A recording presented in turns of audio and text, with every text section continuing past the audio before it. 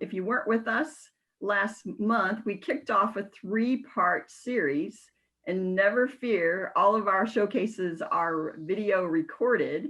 And we have E4E has its own YouTube channel.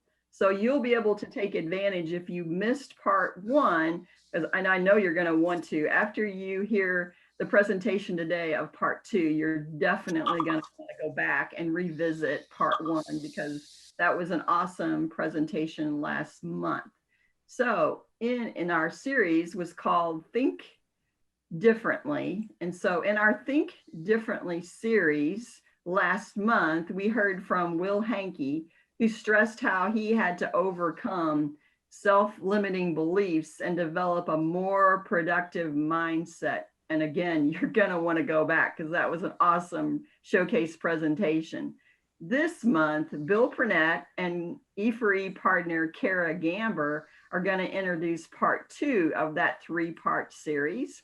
Kara will share her story of adversity as she learned how to think critically about how to balance her family needs while starting up and running her business. No matter how much time and effort Kara put in, there simply was not enough of her to go around.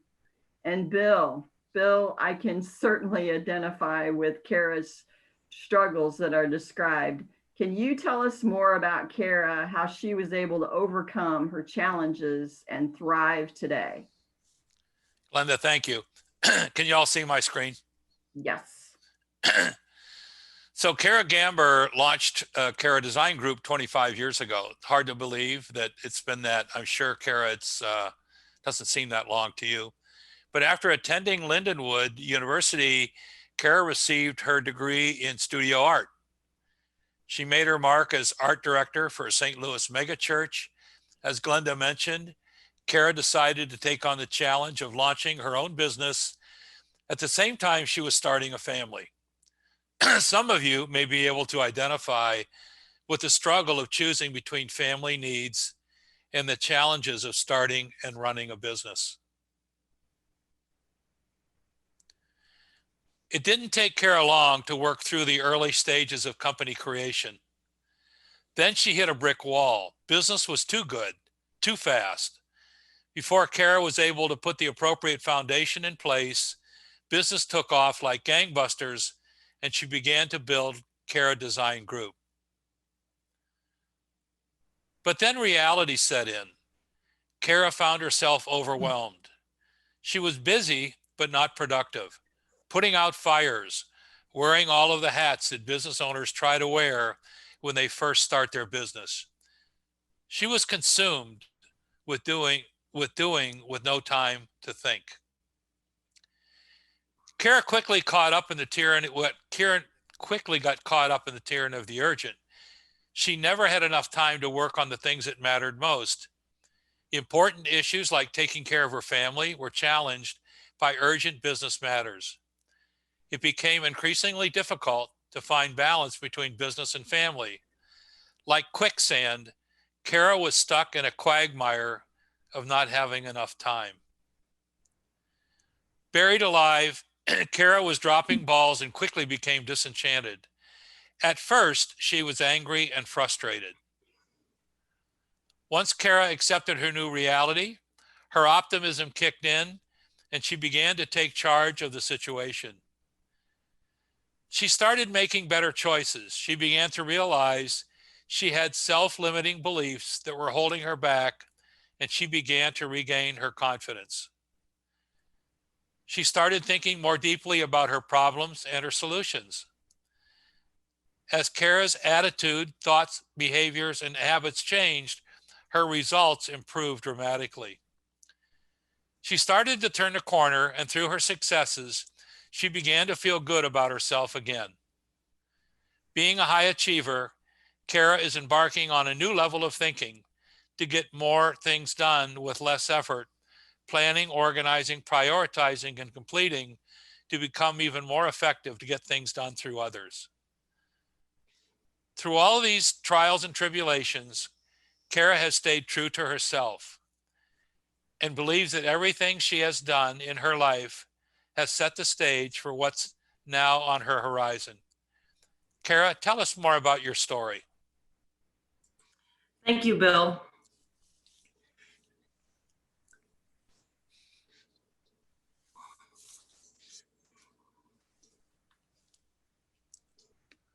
All right, can everybody see that? Yep. All good here? Yes. All right, cool. So anybody who knows me really well knows that I love all things nature. When I studied art in school, a lot of my pieces included elements of nature. I love taking walks in the woods, watching birds, and photographing trees. Honestly, I'd rather be surrounded by a pile of leaves than a pile of laundry any day. So this is a picture of the oldest living oak tree in the United States. It's called the angel tree. We were visiting some friends in North Carolina and decided to take a side journey to South Carolina just so I could take a picture of this beauty. Another thing I love, gardening.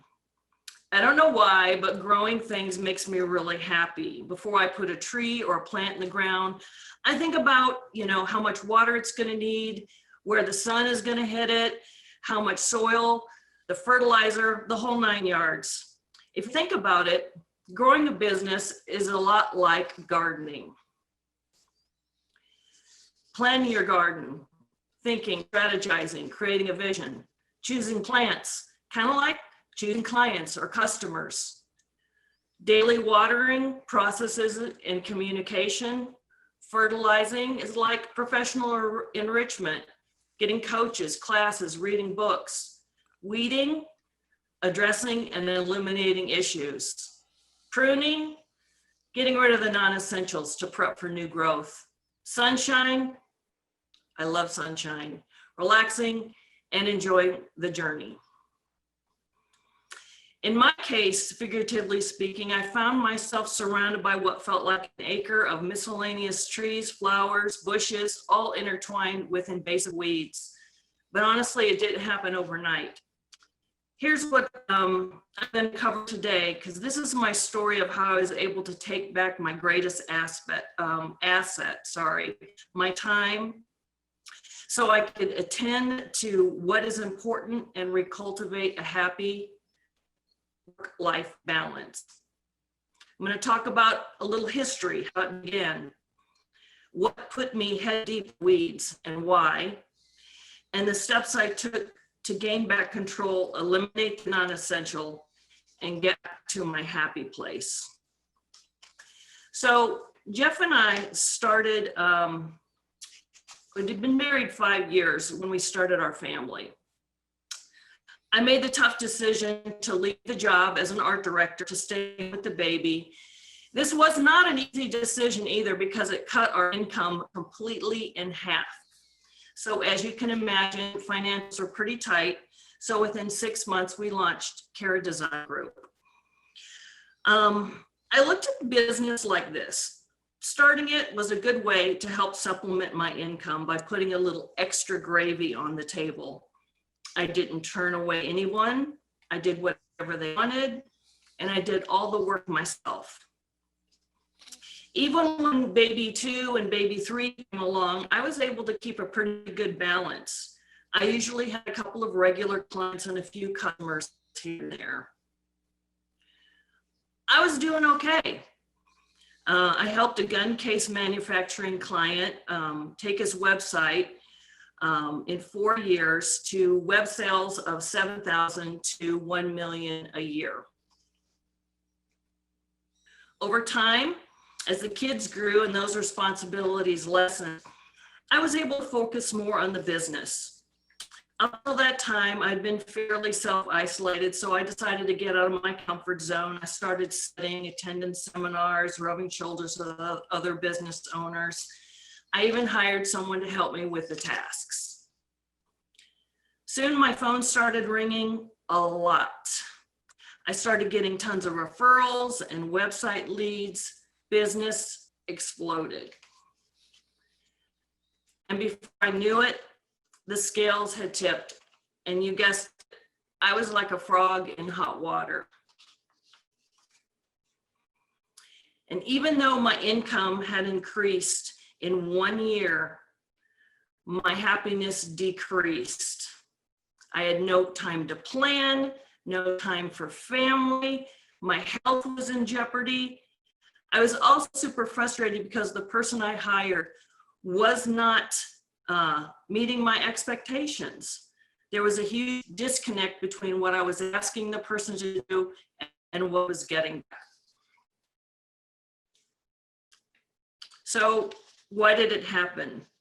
Why was my growth, which should have been a good thing, riddled with so many issues?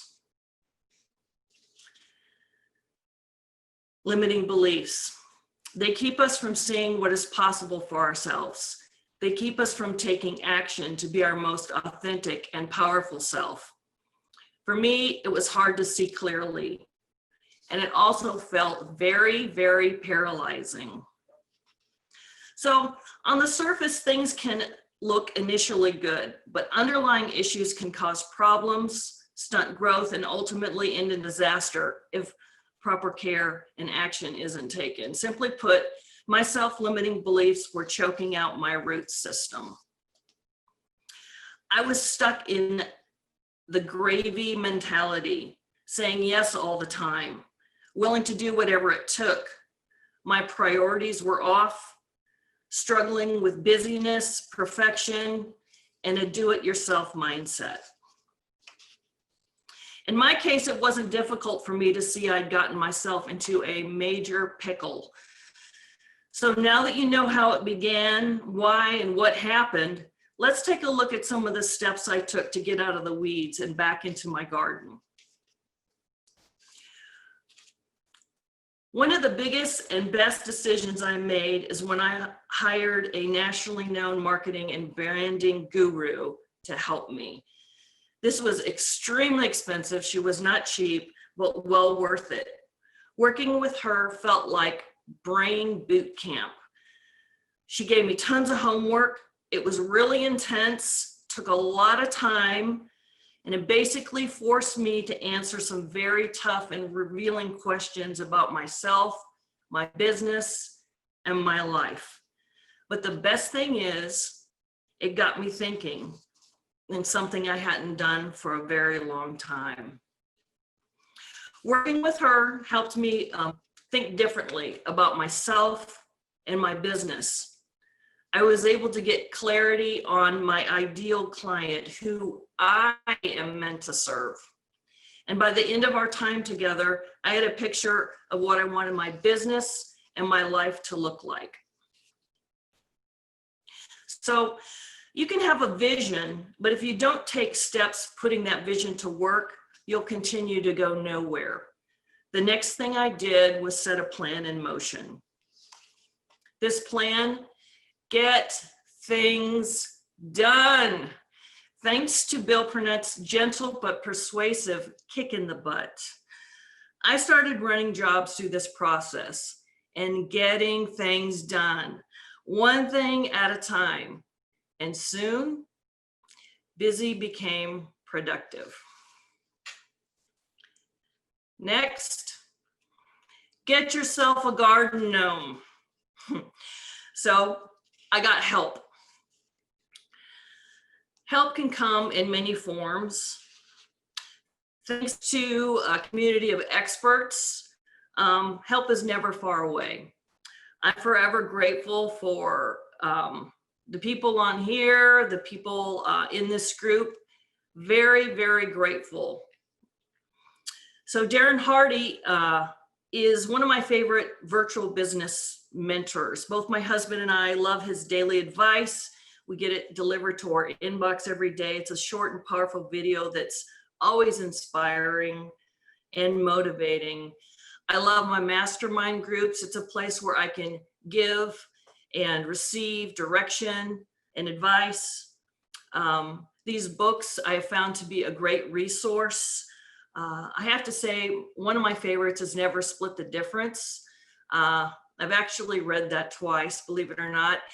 and Traction. Great, great book. I also hired more people to help. So that helped free up time as well. So let's talk about pruning for new growth. So I have to tell you, at the end of every season, I cut my rose bushes back so far down to the ground that they absolutely look pathetic. But every spring, they come back better than they were before, with blooms to die for. Pruning gives the plant a chance to concentrate on its roots. In the long run, it makes them stronger. So in order to get my roots stronger, I had to let go of some things, which was pretty hard for me, but I did it. Sometimes you have to give up control to get control. So the first thing I did, and this was actually easy because I don't like math, accounting. I sent that off. The next, this might sound a little silly, but hiring a housekeeper has freed up a ton of time. And it was pretty easy to do. Hello, can you come clean my house? Great, done, more time. The next thing, site maintenance. That was eating up a ton of my time. So I was able to hand that off to somebody, and that was pretty easy too, because I found somebody who was technically better than me, and they were available, and that was wonderful. Great relief there. The next thing I did, I rehomed clients. That's a nice way of saying fired them. So I had to write a few Dear John letters to them. It's not you, it's me, bye-bye. Organizing and filing.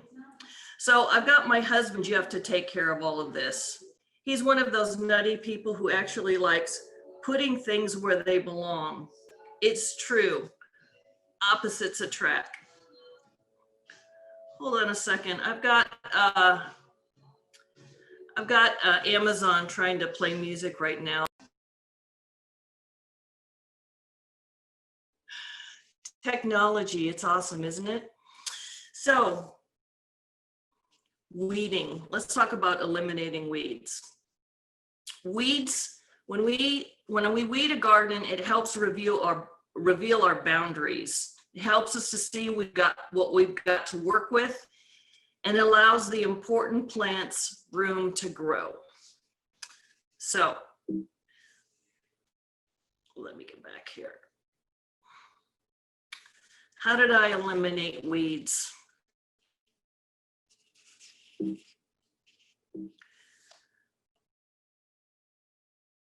I said no.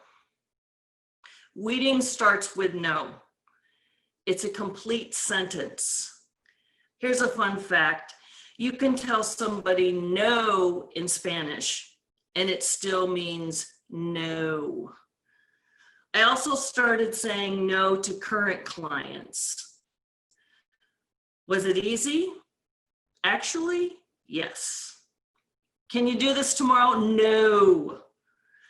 I need you to do, no. Will you, let me think about it for a minute. No. Saying no has allowed me to say yes more authentically. So I also had to learn how to communicate. Learning how to communicate my expectations to my team helps me get things done right the first time. And here's how I did it. By one process. Number one, I set clear expectations. So I have regular meetings. I set up deadlines. There's a lot of clarity that happens during these meetings. Then I set up a time to review. This helps me stay track of the progress, and I'm able to take a look at what's going on and make sure, yes, we are on track. Then lastly, When the job is finished, I can provide consequences for the behavior. That means a pat on the back or a kick in the pants. And this completes the cycle, kind of a shampoo, rinse, repeat effect. Lastly, my favorite, relax. So this is Carl Lewis. He was an incredible track and field athlete. His career spanned the late 70s to the early 90s. He won 9 gold medals, and namely in the 1984 Olympics, he won 4 in Los Angeles. When he would start a race, he would come out of the blocks in last place. While the others were bolting off, he was pacing himself. The top picture here shows him toward the end of the race, kind of running with the other people. But in the bottom picture, as he approaches the finish line, it actually looks like he's running faster as he takes the lead and finishes to win. This is actually a video by BBC on YouTube. It's amazing to watch. So the interesting thing here is that he is actually moving at the same steady pace he had been the entire race. He wasn't speeding up. The other runners were pushing so hard, they were actually decelerating. When asked about his method of going faster, he said, the key is staying relaxed. Relax to go faster. So the bottom line is, I'm getting more things done when I take time to unplug. Now I have more time to enjoy my family and friends and do things that really matter most to me. So today I have more time. I'm out of the weeds.